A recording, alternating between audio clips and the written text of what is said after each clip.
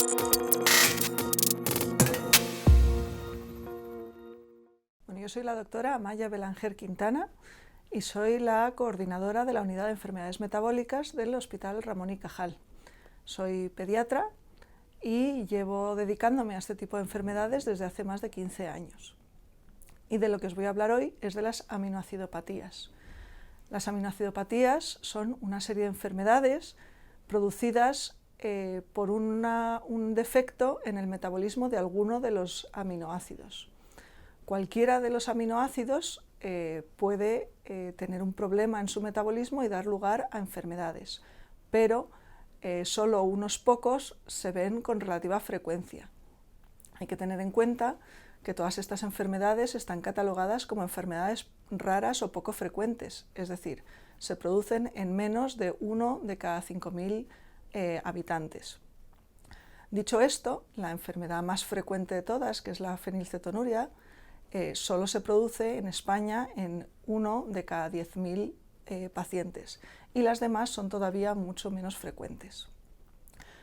Lo que tienen en común todas estas enfermedades es que cuando hay un problema con alguno de los aminoácidos, este aminoácido tiende a acumularse. La acumulación de un aminoácido, que en principio es una cosa necesaria y útil, cuando se produce en exceso da lugar a problemas. En muchos de los casos esos problemas son de tipo neurológico, por toxicidad a nivel de las neuronas o de las células que rodean las neuronas, la glía. También el problema puede deberse a que no se produce suficiente de lo siguiente que haya en esa reacción metabólica. Esto en las aminoacidopatías es menos frecuente. Es más habitual en problemas pues, de los azúcares o de los lípidos, pero en las aminoacidopatías el problema suele ser más por acumulación que por defecto. Lo que pasa también en las aminoacidopatías es que ese exceso del aminoácido se intenta eliminar por vías accesorias o que normalmente no están puestas en marcha. Y lo que pasa es que esas vías accesorias a su vez pueden producir también lo que llamamos moléculas o metabolitos tóxicos que empeoran el cuadro que de por sí ya tenía el paciente.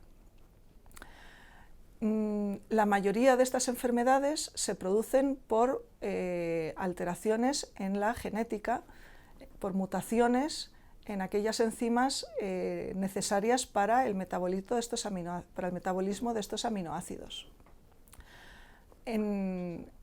Estas enfermedades se heredan todas de forma autosómico recesiva.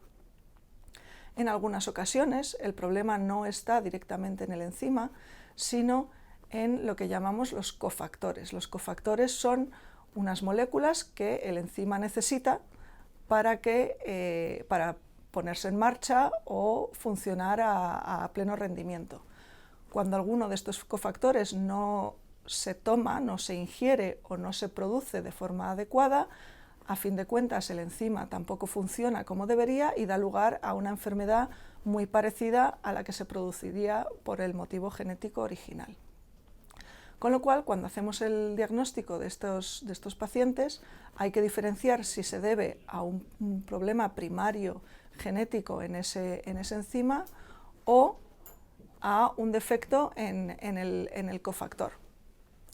La existencia de estos cofactores, que puede parecer de entrada que casi es una cosa mala porque si fallan nos da lugar a enfermedades, en el fondo lo utilizamos para el tratamiento de muchos de estos pacientes, porque igual que cuando hay poco cofactor el enzima funciona mal, cuando damos este cofactor a dosis altas puede hacer que un enzima que va mal funcione mejor gracias a el aportar este cofactor a dosis altas. Por ejemplo, como hemos hablado antes de la fenilcetonuria se produce por un defecto en la hidroxilación de fenilalanina. La fenilalanina se acumula, da lugar a problemas neurológicos y da lugar a un retraso psicomotor. El tratamiento de la fenilcetonuria, igual que el de la mayoría de las aminoacidopatías, consiste en una dieta especial en la que se reduce ese aminoácido que no nos interesa y al que hay que aportar el resto de aminoácidos y oligoelementos. Pero en algunos casos, algunos pacientes con fenilcetonuria se pueden tratar con dosis elevadas del cofactor, que es la tetrahidrobiopterina, o más conocida como BH4, que es más fácil. Lo mismo se hace con el resto de las aminoacidopatías, o se intenta hacer. Otro gran grupo de aminoacidopatías son las acidemias orgánicas. Las acidemias orgánicas se producen cuando falla el metabolismo de los aminoácidos ramificados, y muchas de las enzimas pueden mejorar al dar cofactores, como pueda ser la B12 en la metilmalónico, por ejemplo, en la acidemia metilmalónica. O en la enfermedad de la orina con olor a jarabe de arce, que también es un trastorno de los aminoácidos ramificados, aunque no se considera una acidemia orgánica. Algunos pacientes se pueden tratar con tiamina, con la vitamina B1. La mayoría de todas las aminoacidopatías son enfermedades crónicas. A día de hoy no hay un tratamiento que las cure, pero si se diagnostican de forma precoz, sí se puede evitar que los pacientes desarrollen los síntomas de la enfermedad. De ahí la gran importancia del screening neonatal, que se puede hacer de muchas de estas enfermedades, aunque no está incluido, no todas están incluidas en el screening neonatal, depende de la región y depende del país. Y si no se hace el screening neonatal, que se haga un diagnóstico lo más precoz posible.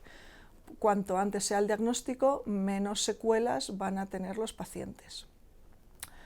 Otras aminoacidopatías que se diagnostican habitualmente en la edad adulta, por ejemplo, son los trastornos del metabolismo de la tiamina, de los aminoácidos sulfurados. Estas enfermedades pueden dar lugar a retraso psicomotor, como muchas aminoacidopatías, pero el síntoma más llamativo y que suele dar lugar al diagnóstico son los tromboembolismos. Son pacientes que pueden tener un aspecto especial, son altos, con dedos largos, tienen problemas oculares, pero habitualmente el diagnóstico no se hace hasta que tienen un primer episodio de tromboembolismo. En resumen, las aminoacidopatías son un grupo de enfermedades debidas a trastornos en el metabolismo de los aminoácidos, bien de forma primaria por mutaciones en su genética o de forma secundaria por alteraciones en sus cofactores. El tratamiento tiene que ser específico y para que sea útil el diagnóstico debe ser lo más precoz posible, de forma que se eviten todos los síntomas y las secuelas de la enfermedad.